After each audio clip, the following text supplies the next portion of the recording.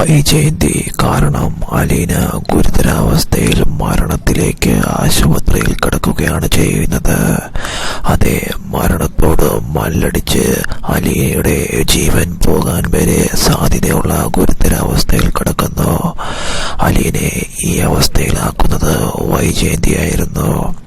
അതെ, വൈജയന്തിയുടെ എല്ലാ പ്രശ്നങ്ങളും മാറിക്കഴിഞ്ഞ് വൈജയന്തി വണ്ടിയിൽ പുറത്തു പോയി വരുമ്പോൾ വീട്ടിലേക്ക് സാധനങ്ങൾ വാങ്ങി നടന്ന് വഴിയിൽ കൂടെ വരുന്ന അലീനെ കാണുകയാണ്.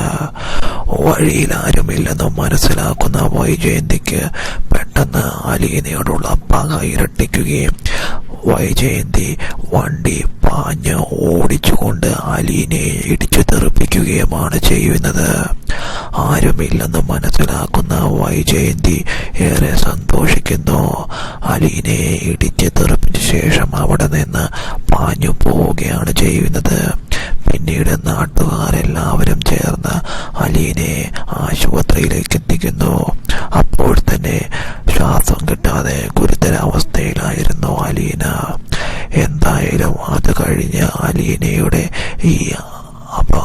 ഈ വിവരം അറിഞ്ഞുകൊണ്ട് വീട്ടിൽ നിന്ന് എല്ലാവരും പുറപ്പെടുന്നു. അലീന മരണത്തോട് മല്ലടിക്കുന്ന ഗുരുതരാവസ്ഥയിൽ സഹിച്ചിട്ട് ബാലചന്ദ്രൻ പറയുകയാണ്, ഒന്നും അറിയാതെ, അലീന നിന്റെ മകളാണ്, നീ അവളെ കണ്ട് ആശ്വസിപ്പിക്കണമെന്ന് പറയുന്നതോടുകൂടി